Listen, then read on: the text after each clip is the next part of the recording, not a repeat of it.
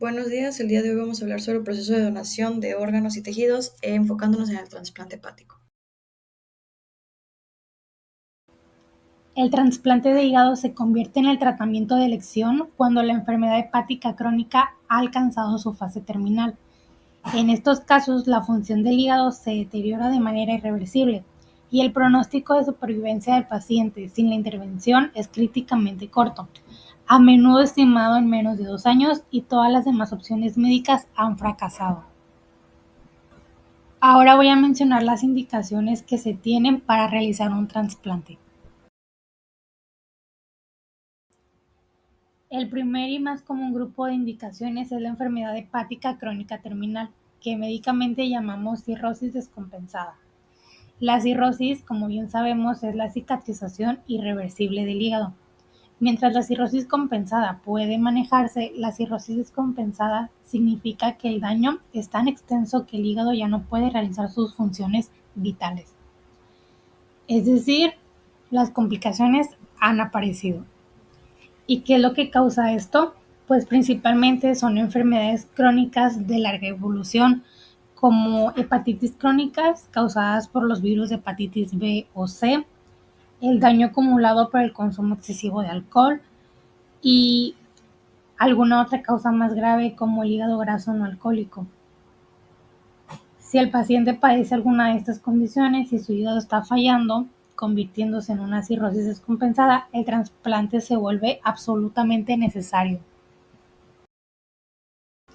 Nuestro segundo grupo de indicaciones es la insuficiencia hepática aguda grave, también conocida como fallo hepático fulminante.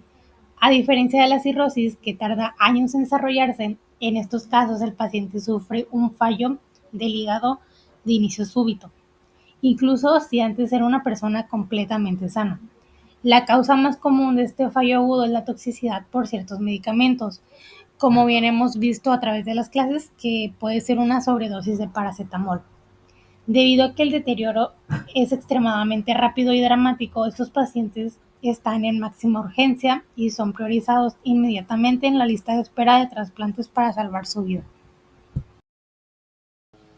Otra indicación muy específica son los tumores hepáticos, principalmente el carcinoma hepatocelular.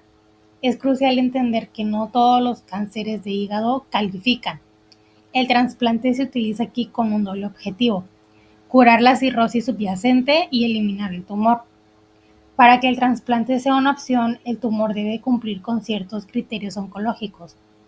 Estos criterios aseguran que el tumor es pequeño, localizado y sin diseminación. Si no se cumplen estos límites, el riesgo de que el cáncer regrese es demasiado alto, por lo que el paciente no sería candidato.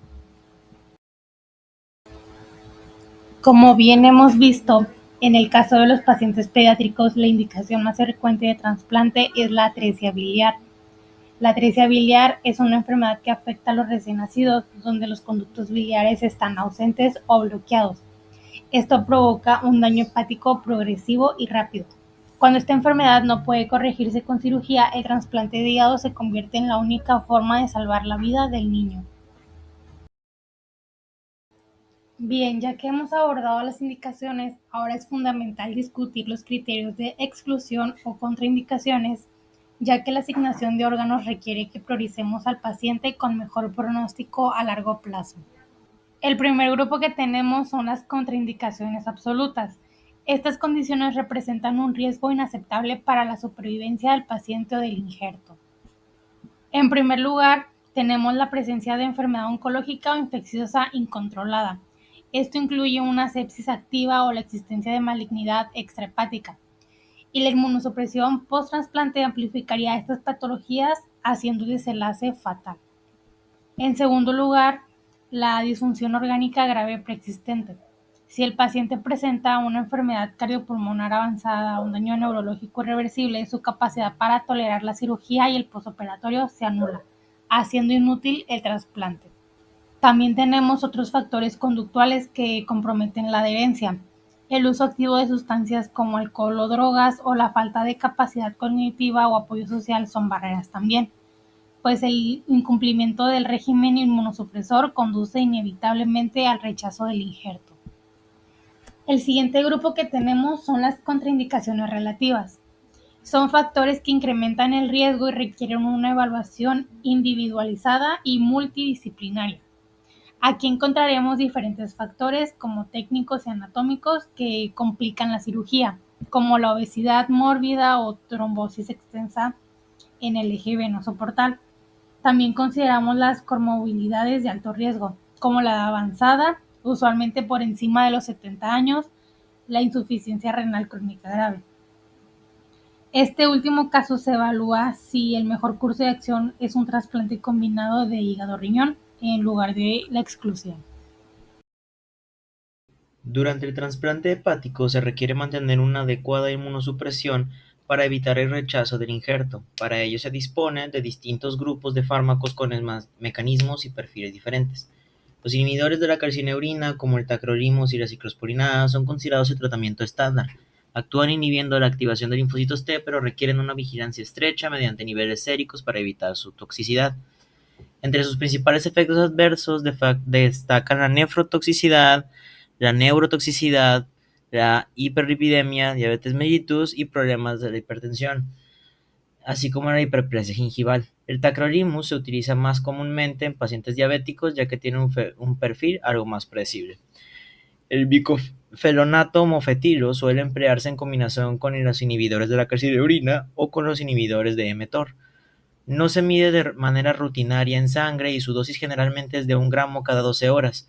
Sus efectos adversos más comunes incluyen leucopenia, anemia y diarrea, por lo que debe vigilarse la aparición de infecciones oportunistas como citomegalovirus.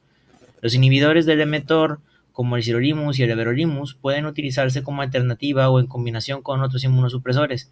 Tienen la ventaja de una baja nefrotoxicidad y además presentan efectos antivirales y antitumorales. Sin embargo, pueden provocar dislipidemia, trombocitopenia, anemia y estomatitis. Finalmente, los esteroides como la metilprednisolona y la prednisona se utilizan durante y después de la cirugía en dosis altas, reduciendo progresivamente durante los primeros meses. Ayudan a prevenir el rechazo agudo y aunque a largo plazo pueden causar aumento de peso, hipertensión, diabetes, osteoporosis, dislipidemia o inclusive algún Cushing. En algunos casos especiales como trasplantes por hepatitis autoinmune puede ser necesario mantenerlos por más tiempo. En conjunto, el manejo de inmunosupresores debe ser individualizado y buscado siempre un equilibrio entre la prevención del rechazo y la reducción de los efectos adversos. Entre las complicaciones del trasplante hepático podemos encontrar complicaciones vasculares, biliares y parenquimatosas.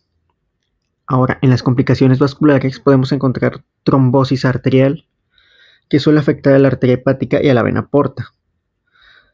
Las causas más frecuentes de la trombosis arterial son las diferencias de calibre entre el injerto y el receptor, anastomosis complejas por variantes anatómicas y mala técnica quirúrgica. Esta se manifiesta como un brusco deterioro y progresivo de la función hepática. También podemos encontrar estenosis de la vena cava, síndrome de Budd-Chiari, la cual es una afectación del flujo de salida de las venas suprahepáticas que se manifiesta por una alteración grave de las pruebas de funcionamiento hepático, a su vez con ascitis, dolor abdominal y hepatomegalia. También podemos encontrar la hemorragia masiva. La mayoría de estas complicaciones se pueden diagnosticar con ultrasonido Doppler. Ahora, en cuanto a las complicaciones biliares, podemos encontrar a la fuga biliar, al bilioma y a la estenosis. Las complicaciones biliares aparecen entre el 10 y el 25% de los pacientes trasplantados y tiene una mortalidad del 15%. Estas se caracterizan por la aparición de dolor, fiebre, ictericia y elevación de las enzimas hepáticas. Y su diagnóstico será con el ultrasonido Doppler.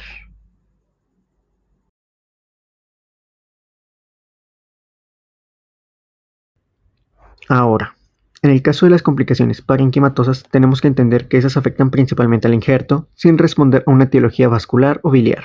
Entre estas podemos encontrar la disfunción primaria, el rechazo agudo, las lesiones por preservación, la recidiva de hepatitis C y la hepatitis por citomegalovirus. En el caso de la disfunción primaria del injerto, se caracteriza por una mala función desde las primeras horas posteriores al trasplante. Y se cree que se debe a una patogenia por una lesión de isquemia reperfusión que ocasiona daño isquémico y depleción de nutrientes, lo que conlleva a la falla de la homeostasis celular y al daño endotelial, lo que favorece la presencia de trombosis. Ahora veremos los tipos de rechazo en el trasplante hepático. Empezamos con el rechazo hiperagudo. Este es el más rápido, ocurre a los minutos o horas después de la cirugía. Pasa porque el cuerpo del receptor ya tiene unos anticuerpos preformados que atacan directamente al órgano trasplantado. Sus consecuencias son la trombosis masiva y la necrosis del injerto. Actualmente es muy raro porque antes de trasplantar se hacen muchas pruebas de compatibilidad. El siguiente es el rechazo agudo. Este se presenta entre la primera semana y los 3 meses después del trasplante. Aquí, la causa principal es la respuesta de los linfocitos T del receptor, que atacan las células del injerto. Se manifiestan con síntomas como fiebre o malestar general, y en los análisis, una elevación de las enzimas transaminasas. De igual manera, el paciente tendrá ictericia. Para confirmarlo, se suele hacer una biopsia hepática. Y por último, tenemos el rechazo crónico. Este es más lento, aparece meses o incluso años después del trasplante. Es una lesión progresiva y constante mediada por el sistema inmune. La consecuencia es que el hígado se va dañando, se produce fibrosis y eventualmente puede llevar a una falla hepática.